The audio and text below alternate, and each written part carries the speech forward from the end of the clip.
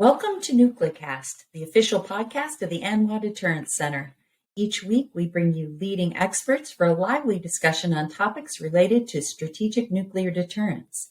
Our host is Dr. Adam Lowther, Director of Strategic Programs at the National Strategic Research Institute. The views of the hosts and the guests are their own.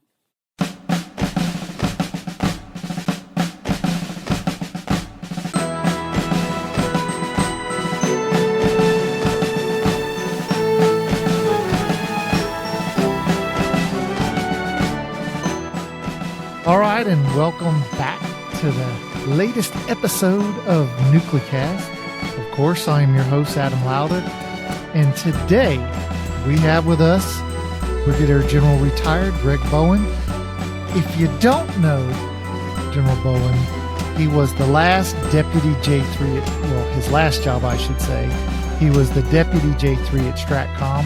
He was also the first commander of the 49th Missile Defense Battalion at Fort Greely. He'd be a plank holder if he were a Navy guy like me. I was a plank holder of the USS Ramage. I bet you didn't know that, Greg. I did not know.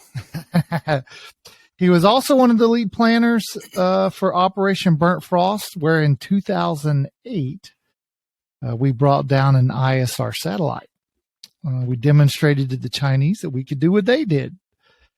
And then he became famous at STRATCOM for dropping some choice language when speaking to the SecDef press pool, which if you've dealt with the press pool, I can imagine there's a lot of folks who would like to use colorful language. So I'm with you.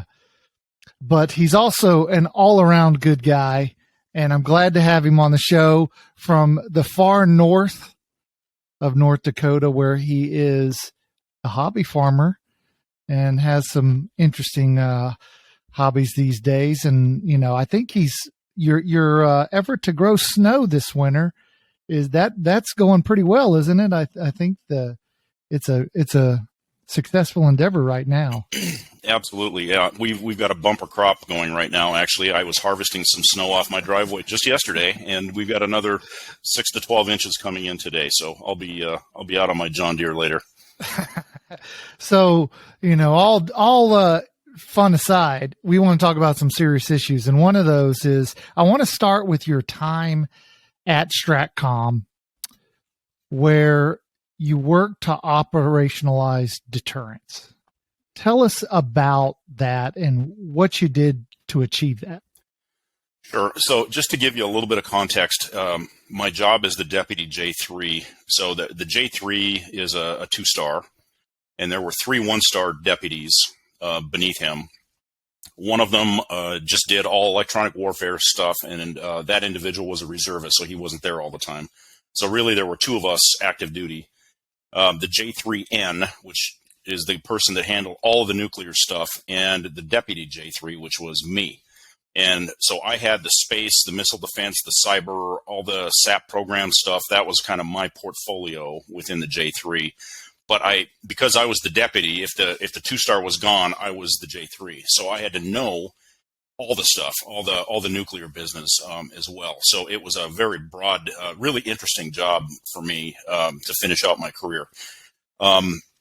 So in terms of operationalizing, I was a bit of a deterrence geek before I got to STRATCOM. It's something I had been thinking about and studying for 10 years prior to that, going back to when I was in the War College. And so I got to STRATCOM, and the first thing I had to do was get qualified on the nuclear mission. And the way that they work it there, the commander obviously is the primary person who would brief the president on the nuclear options.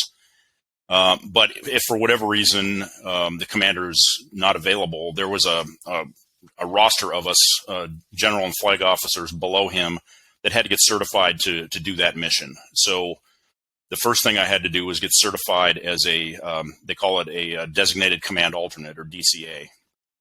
So I had to go through the training pipeline to do that. And then concurrently, I had to qualify as an airborne emergency action officer so I could fly on the ABNCAP, the STRATCOM Airborne Command Post.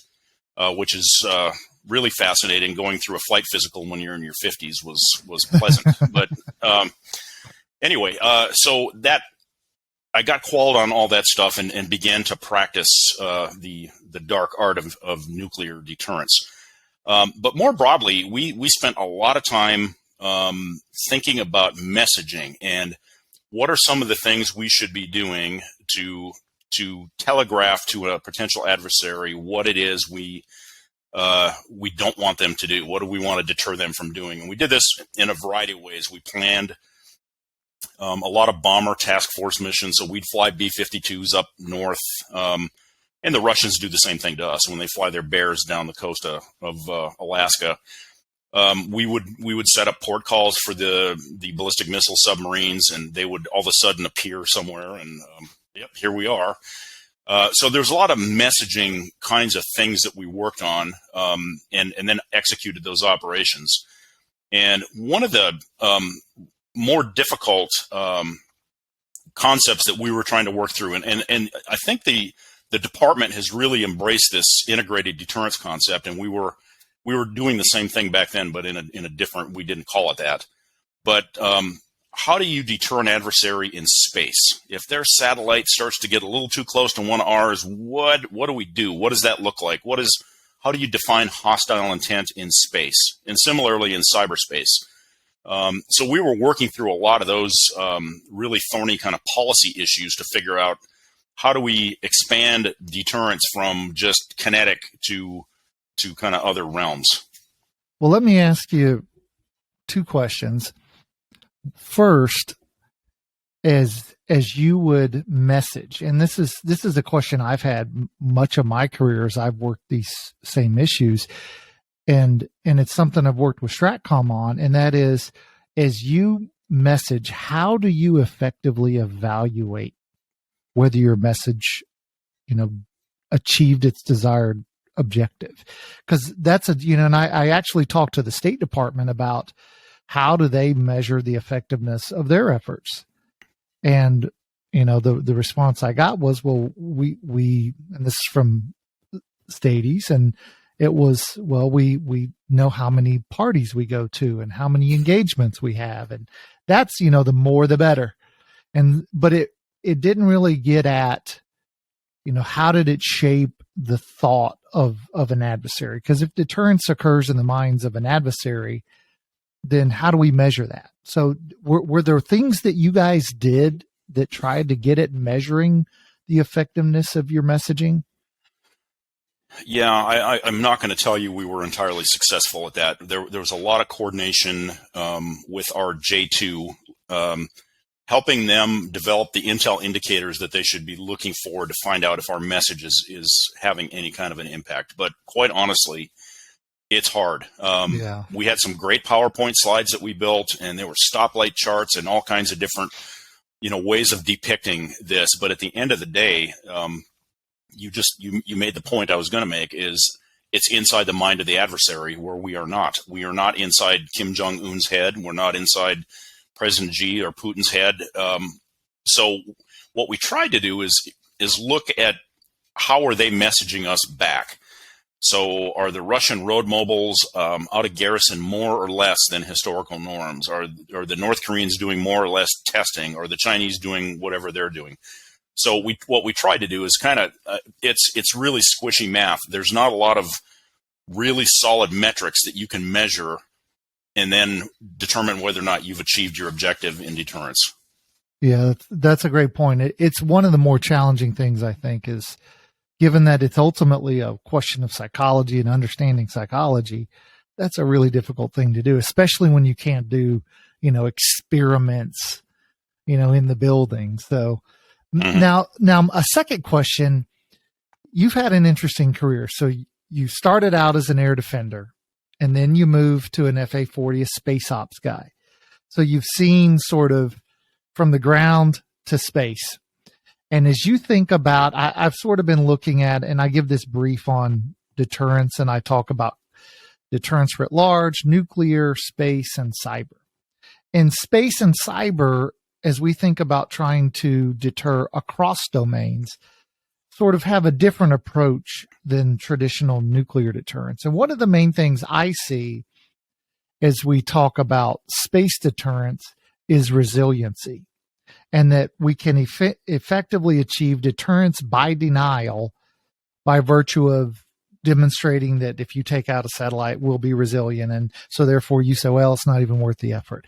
How do you see deterrence in space sort of shaking out in the years ahead? What do you think might be the most effective approaches? Because the Chinese have said, and you know this well because you participated in the effort to message them. What do you think might be effective? Well, resilience is a big one. And we have to completely, and this is actually underway right now, we have to completely re-architect how we do space. And what I mean by that is, in the past, we thought space was a benign environment. So we built these extraordinary big shiny satellites that were really capable, could do a lot of stuff. And we didn't think anybody could target them. That thinking changed. And then we realized, so our adversaries watch us. And over time, space has given the U.S. military an asymmetric advantage. And our adversaries realize that, but they also realize that could be an Achilles heel because we really rely heavily on space assets now and space capabilities. So how do you deter them? Well, you've got to make the architecture more resilient. You've got to make their targeting calculus more difficult. And there's a multitude of ways of doing that.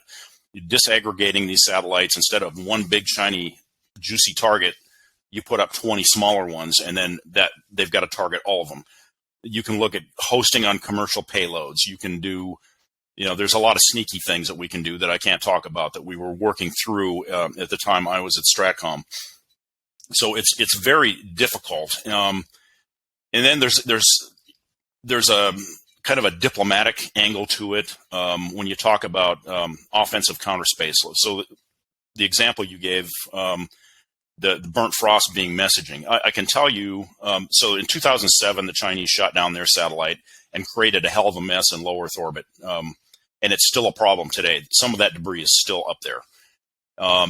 We were extremely careful about how we did burnt frost so that we didn't create a debris problem.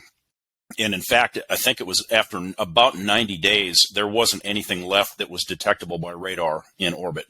It had all burned in. So we were trying to demonstrate to other nations how to be good stewards of this shared low Earth orbit space that we all occupy. So there's kind of a multitude of angles that you have to work through, but a lot of it was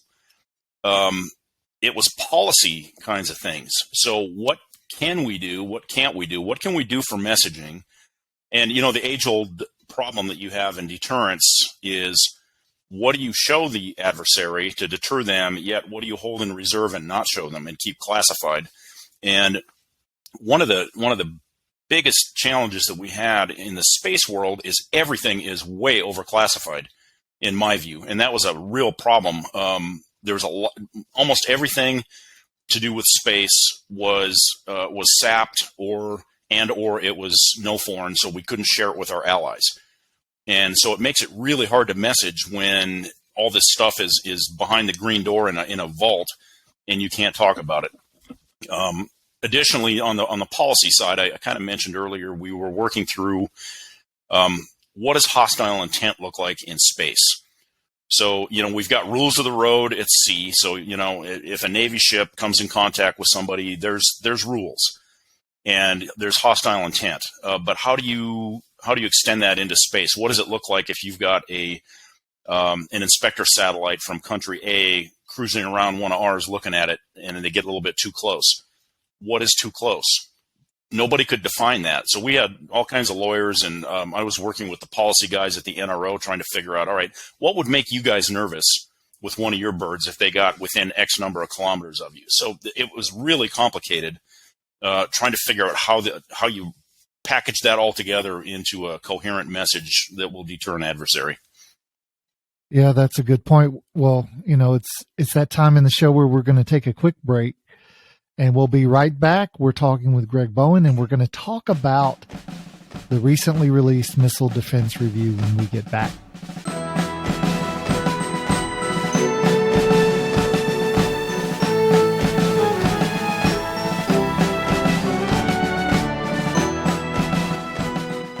This episode of NucleCast is brought to you by the 15th Annual Nuclear Deterrence Summit.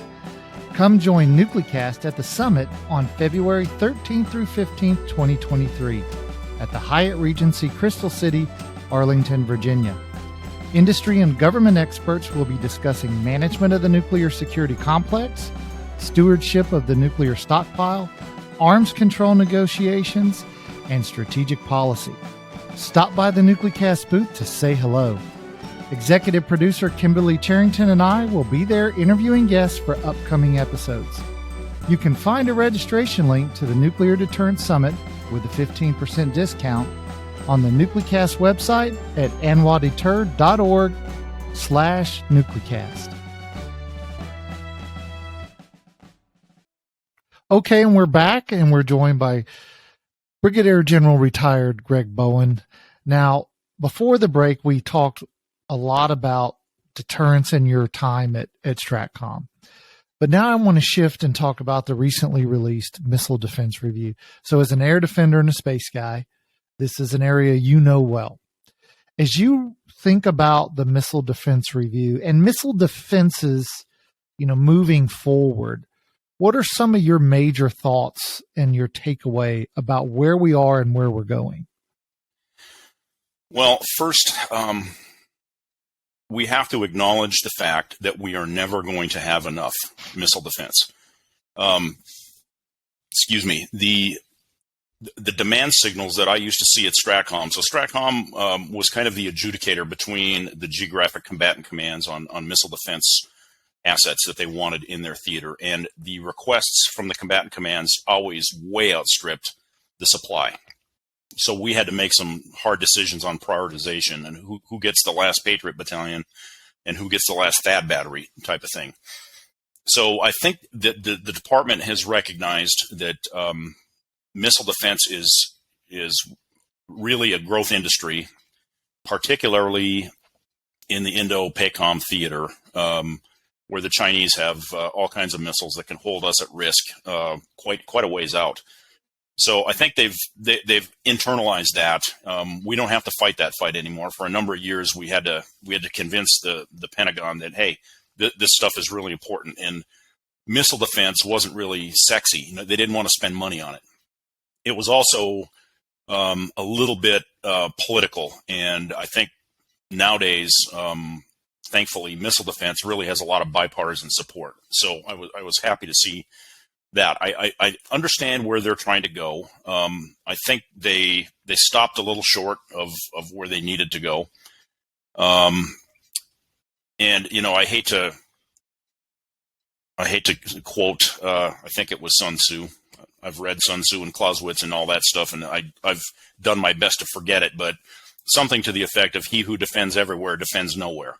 Mm-hmm. So you're never going to have enough. So how do you pick where you put your limited assets? So I think they've worked through that. One thing I was left a little bit wanting was on the test side of things. And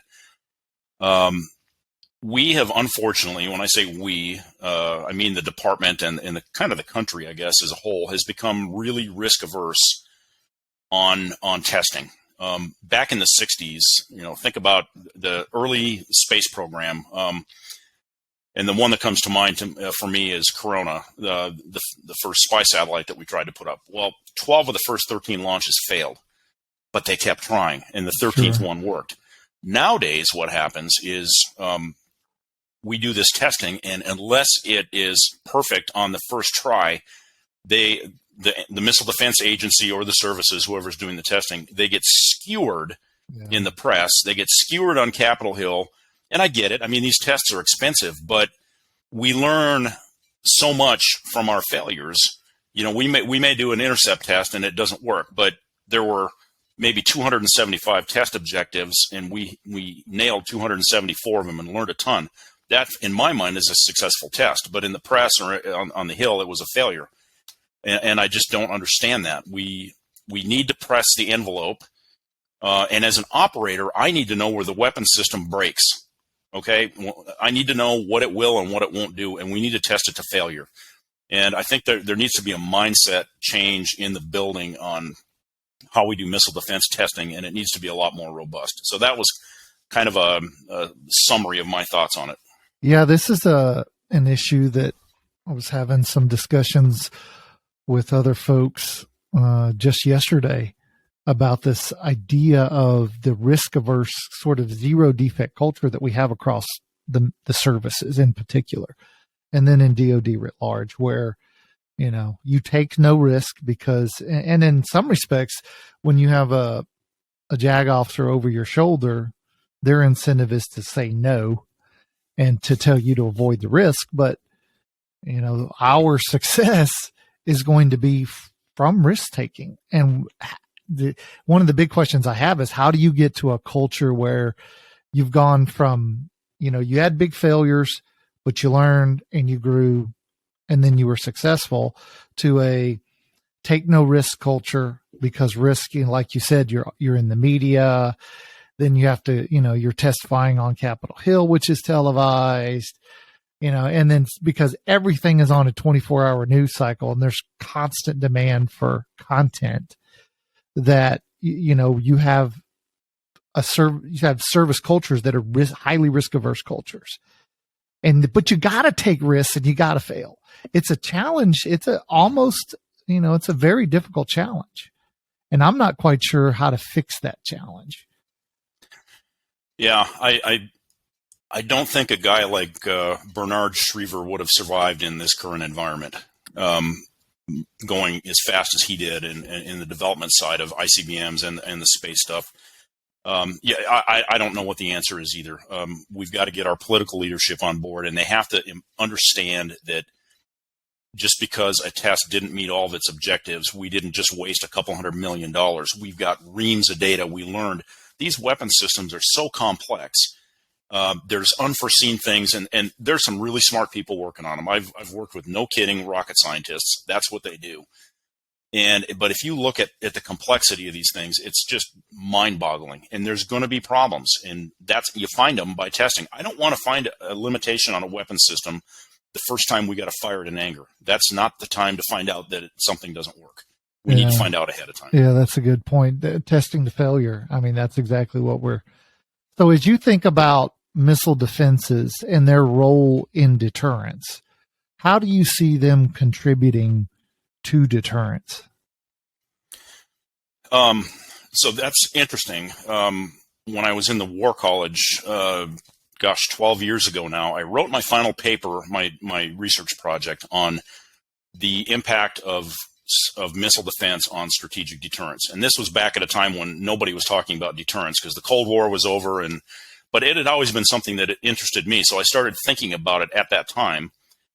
And what precipitated it was, we were very careful. I was on GMD, ground-based mid-course defense.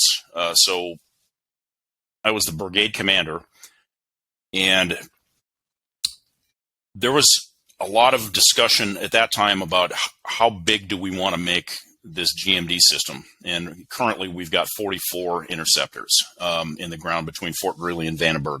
And is that the right number in today's environment? I would argue no. But one of the things that they taught us at the War College was this concept of a security dilemma, right? And what I was, the whole purpose of my thought experiment with this was, if we make missile defense larger, are we going to create a security dilemma for somebody else that's going to cause them to build more missiles, and then we're going to get into this tit for tat arms race kind of thing? So what is the right size, and how does missile defense impact the overall deterrence equation? And so, long story short, I think it has a definite role in deterrence from the perspective of denying an adversary whatever it is that they're trying to do, denying the benefit, because we have an active defense. But the discussion at the time was this, and we were very clear in our messaging that, GMD was only aimed at rogue nations, North Korea and others. And if you did the math, it was absolutely no impact from a Russian or Chinese perspective. But it was funny because we hosted a Russian delegation. I didn't host them. The vice chairman actually brought them out there, but it's Schriever Air Force Base, and that's where we have the operational node for the GMD brigade. And we brought the Russians in and let them see it. And they were just convinced that we were getting ready to shoot down their missiles. And it just made no sense to me because they had several hundred, and at that time we had about 30 interceptors. You do the math, it just doesn't work. And I told them we and this is absolutely true, we did have training scenarios with Russian launches, but it was only Russian space launches because our crews would see those on their system and they needed to know what they look like. So we never had a single training scenario where there were, 400 coming over the pole. We didn't play that game, but we needed to understand because there were some Russian launches on certain azimuths that would actually throw a threat fan over the U.S. and that they needed to understand what that looked like. So but it's missile defense definitely has a role from a denial perspective in deterrence. But the question is how big do you make it? Yeah, that is a good. It's an important question, and I guess the where I've come down is I'm always open to an arms race because I think we can always win it. And so therefore, and I tend to agree more with Herman Kahn than with Schelling. So I wonder if we're at a point where, in the 1960s, 50s, and 60s, the largest command in the Air Force was Air Defense Command, which was, designed to prevent Russian bombers from attacking the U.S. And so I wonder if there is an analogy, an effective analogy, not all analogies are good, where we might be at a point where we need to have a strong missile defense for the United States and worry less about strategic stability because, at least as far as I can tell, I've never seen anybody truly define strategic stability for me. The only thing I've ever seen folks say about strategic stability is anything I don't like is destabilizing. Anything I do like is stabilizing. That's the best definition I've ever gotten. So I wonder if we should be, more active in trying to defend.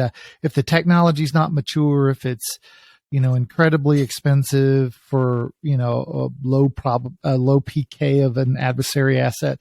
I get that. But if we've got good systems, should we not be more active in defending, our assets, whether it's cities or whether it's, ICBM fields or whatever we may think we need to defend? Yeah, I 100% agree with you. And I am also a fan of Kahn. When I was reading deterrence theory at first, I'd never heard of him, and he made a lot of sense to me. So I'm on that side of the fence. One of the arguments that I used to make, and I'm 100% in agreement with you, but one of the arguments I used to make to people when they talked about, well, this missile defense stuff is so expensive, I asked them a question, and that is, what was the economic impact of 9/11 on the United States? It was huge. That was a couple of airplanes. Now imagine somebody dropping a nuke on LA or San Francisco or, pick your big city. Just one, and tell me what the economic impact of that would be. And then tell me why is missile defense too expensive? It's like you don't live in a fancy house and not have homeowners insurance, right? That's part of our insurance policy, along with our nuclear weapons. That's our nation's homeowners insurance, if you will. So, absolutely, do we need more? Yes. The problem is it's become more complex because you've got ballistic threats, you've got cruise missiles, you've got now hypersonics, and all three of those require different solutions. And very quickly, you can get into a situation where it's just going to become unaffordable, or we're going to have to really pick and choose. What are we going to defend? And then how do you tell the people in Kansas we're not going to defend them? We're going to defend, California or whatever. So it's complicated. Oh, no question. No question. So we're now approaching the end of the show, and I would ask you to offer our listeners sort of what is the big takeaway in terms of missile defenses and in terms of what they should know and how they should think about missile defenses in the future, and just this missile challenge that seems to be, because the Russians and the Chinese are their nuclear modernization programs are heavily focused on missiles. And so missiles are obviously important to our adversaries. So what's the big takeaway for the listeners on today's episode of NucleCast? I think the big takeaway is that missile defense is an integral part of integrated deterrence. It is very, very important. I think it's foundational. And secondly, the second takeaway is we no longer hold a decisive technical advantage like we have. Our adversaries, we're now looking at potentially conflict with two peer or near peer adversaries. We haven't had to deal with that before. And the amount of technological development that I've seen both from the Russian side, but more particularly from the Chinese, and I'm sure the Chinese stole most of what they've got from us, but that's probably another podcast. Is that why is that why their stealth aircraft and their drones look exactly like ours? Because they stole it? Who would have thought? I can't confirm or deny that because I still have an active security clearance. But anyway, we digress. So we've got a couple of sophisticated adversaries to deal with. The Russian army has way underperformed in the Ukraine. However, they still have a whole lot of capability on the strategic side that we cannot ignore. The Chinese are in the midst of this strategic breakout, and their stuff is good, but they have no experience. They've got a bunch of gear and a bunch of people, but can they fight? That's another question. So I think the whole deterrence equation is becoming a lot more complex, and I think we need, as a nation, to really focus on developing those breakthrough technologies, doing really meaningful testing, and deploying weapon systems in a way that makes sense. All right. There you have it, everybody. Brigadier General Retired Greg Bowen joining us on NucleCast. Thanks for being here. We appreciate your thoughts. Thanks, Adam. It was a pleasure. And thanks, everybody, for joining us on the show. We will see you next time.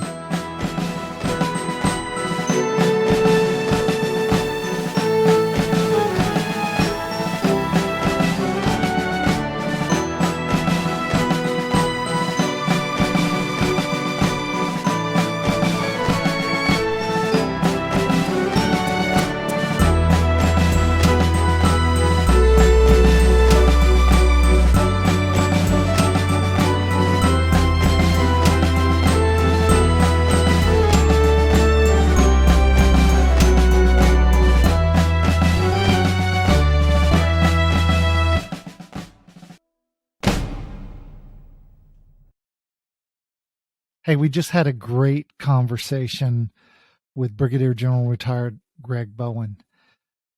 Greg spent time at STRATCOM. He was an air defender, a space guy, and understands missile defenses. And it was really good to talk about missile defenses, particularly in the wake of the recently released Missile Defense Review, and to see Greg's thoughts on where missile defense is going. And so that was informative.